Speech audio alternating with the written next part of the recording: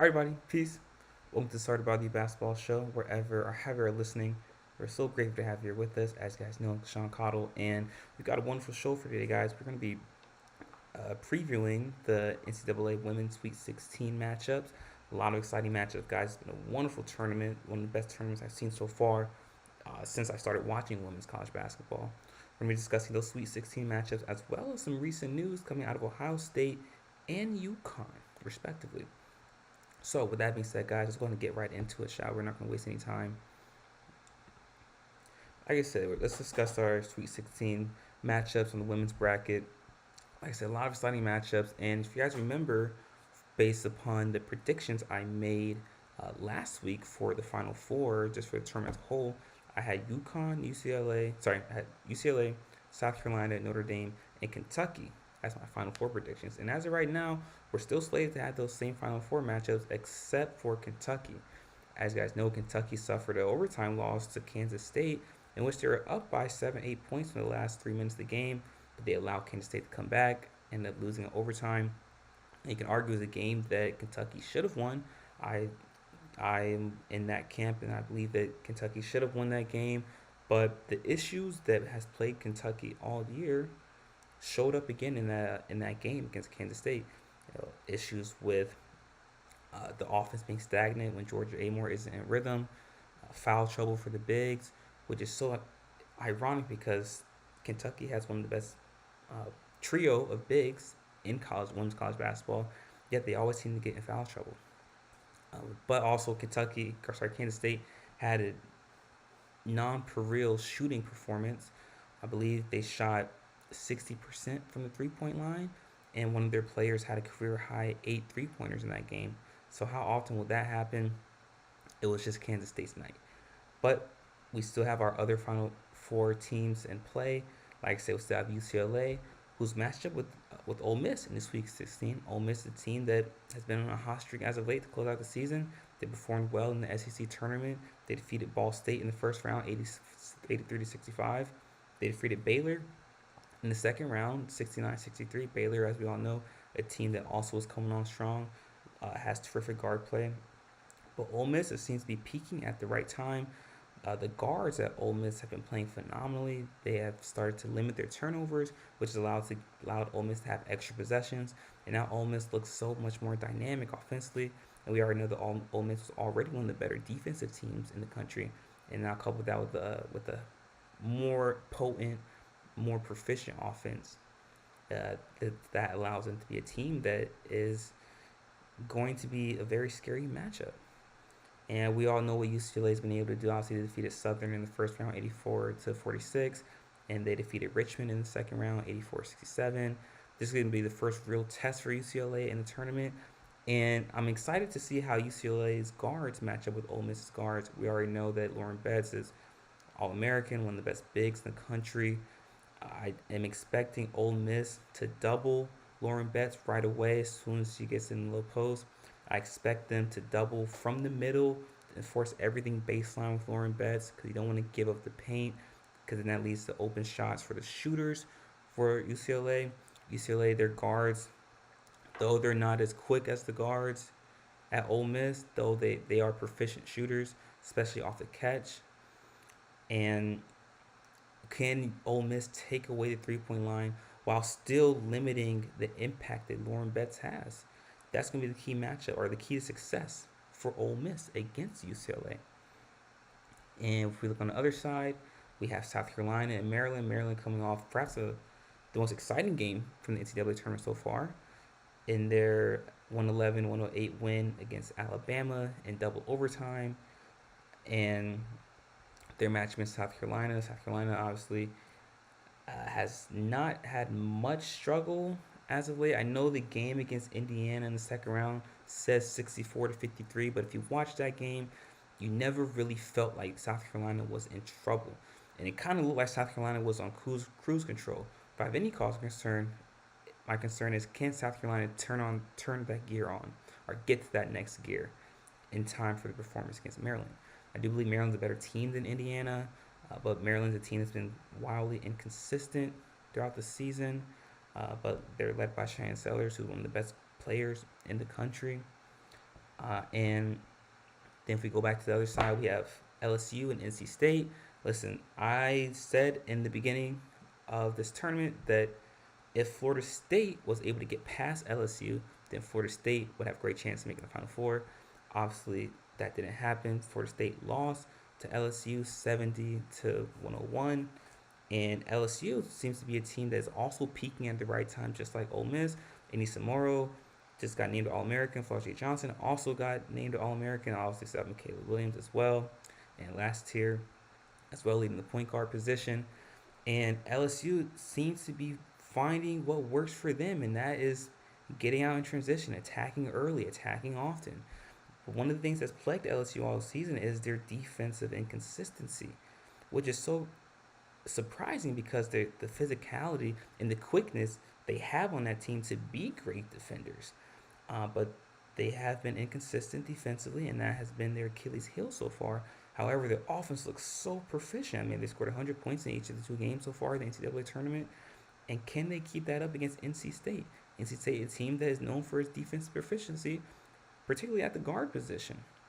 And Isaiah James, who will be a top 10 pick this year in the WNBA draft, her leading NC State is going to be an exciting matchup. And does LSU have an answer for Isaiah James? Who will be guarding Isaiah James? These are all questions for LSU, and obviously Sanaya Rivers as well. The combo talented guard for NC State. What impact will she have as well? And this is going to be an exciting match. Vegas currently has LSU minus 3.5. And listen, that's not too far off. I do think this is going to be an exciting game. But if we go to the other side, we have North Carolina and Duke. This will be an exciting matchup, obviously because it's Duke and North Carolina. But also, these are two of the three best teams in the ACC. We already know what Duke's been able to do. Duke handled Lehigh 86-25 and had a very scrappy matchup against Oregon in the second round, in which they won 59-53. Deja Kelly of Oregon, led Oregon to come back. However, it wasn't enough against Duke, and obviously North Carolina defeated Oregon State 70-49 in the first round, then defeated West Virginia 58-47 in the second round. And North Carolina, the team led by Alyssa Espy and Hannah Donarski, is peaking at the right time. North Carolina is a team that they don't want to get up and down. They want to play in the half court. They want to be physical with you. They want to run through their entire sets. And by doing that, they limit the possessions of other teams. And Duke is a team that also, they will run if they have numbers or if they create advantage through turnovers. But they're not a team that's looking to run every possession. They like to play in the half court as well. So these teams are matched up pretty evenly. However, Duke is, in my opinion, one of the best defensive teams in the country, if not the best defensive team in the country in terms of consistency as well as intensity. And that will be an exciting matchup as well. Then obviously we have USC and Kansas State as well. And with the matchup with USC and Kansas State, unfortunately, it will have an asterisk next to it because of the injury to Juju Watkins, her tearing her ACL. What does that mean for USC? We saw what USC was able to do without Juju Watkins for about 75% of that game against Mississippi State. They still looked proficient. They looked great. They looked more balanced offensively, and defensively was my main cause for concern. They looked great defensively, albeit against Mississippi State. Will they be able to limit the shooting success of Kansas State and also limit the impact that the bigs of Kansas State will have? And can it keep them off the glass? Kansas State is a team that is one of the league leaders or leaders in the nation in offensive rebounds. So will USC be able to limit second chance opportunities from Kansas State? And if you look at Texas and Tennessee, Texas obviously number one team in that region. Tennessee coming off 82-67 victory against Ohio State in the second round. And Texas coming off a 65-48 victory against Illinois in the second round. And this is the one matchup where I don't believe it's going to be particularly close. I believe Texas is one of the best teams in the country. Tennessee is playing well, but I think Texas is just so dominant, and the, they match up well with Tennessee. But if we go to Notre Dame and TCU, people are saying this is going to be the most exciting matchup in the Sweet 16. I don't believe it's going to be particularly close. We have to remember that these two teams played each other earlier in the year as well. But these are two different teams. I think TCU has gotten better, but Notre Dame's gotten better as well. You guys know what I think about Notre Dame. I think Notre Dame is, in terms of talent, in the starting five, they're the best team in the country, no question, led by three All-Americans in the backcourt with Hannah Hidalgo, Olivia Miles, and Sonia Citron. These have Maddie Westbeld and Leah Two King. Notre Dame is peaking at the right time. We saw how they handled Michigan. They won 76-55, and they defeated SF Austin in the first round, 106-54. Listen, Notre Dame is. We talked about this earlier in the season that this is the year for Notre Dame to finally make that run to the Final Four with that core group of girls that they have there with Olivia Miles and Sonia Citron and Maddie Westbeld. This freshman class that was one of the first freshman classes to play for Neil Ivey when she first got there. This is their opportunity. They've had ample opportunity starting back in 2022, but however, Olivia Miles got hurt, and then the following season, Olivia Miles didn't play, and Sonia Citron got hurt, and then you have Hannah Hidalgo. And so you got all the pieces coming together finally, and this is the perfect year, the perfect opportunity for Notre Dame to get over that hump to get to the Final Four. And TCU is coming off an 85-70 victory against Louisville. Louisville is one of the best coached teams in the country, and they do not get enough credit. Very scrappy team, very intensive team. That team does not get enough credit, and neither does the head coach for Louisville. I think Louisville has one of the best head coaches in women's college basketball. And if we look at Oklahoma and UConn, Oklahoma obviously coming off a 96-62 victory against Iowa. UConn coming off a 91-57 victory against South Dakota State. Oklahoma is another team that's peaking at the right time. Oklahoma has one of the fastest paces of play in the country. They like to get up and down the court. They like to shoot a lot of threes. They live by the three. They die by the three.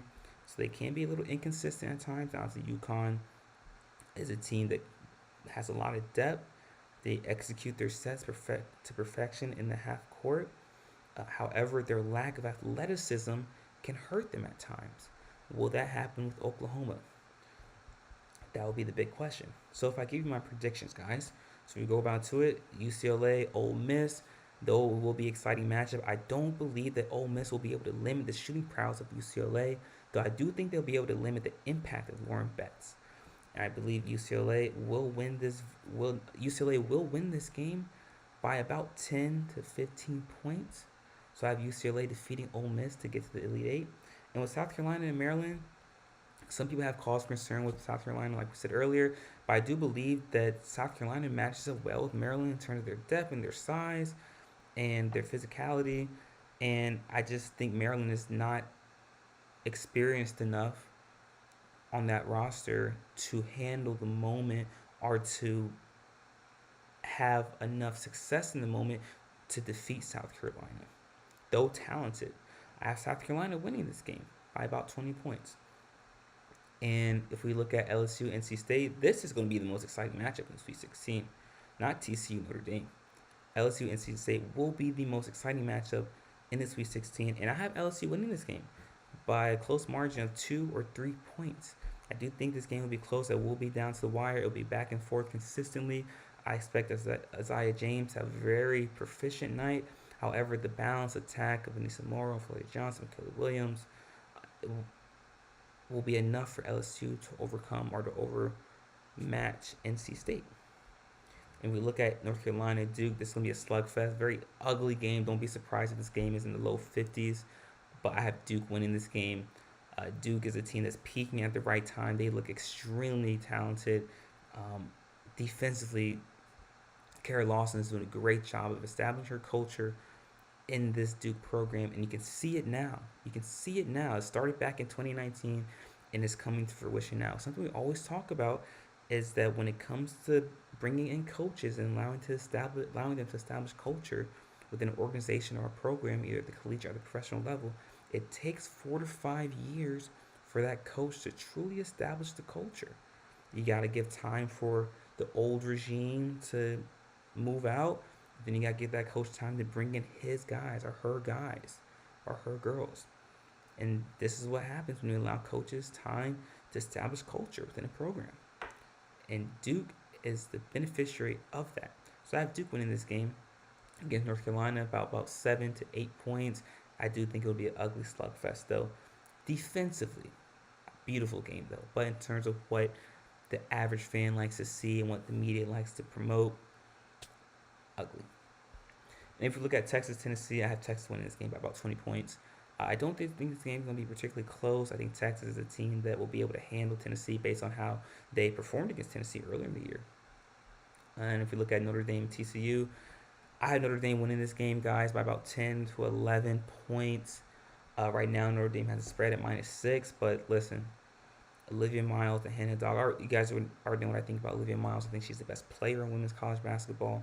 And I was with handhead dog, so Citron, Maddie Westbelt.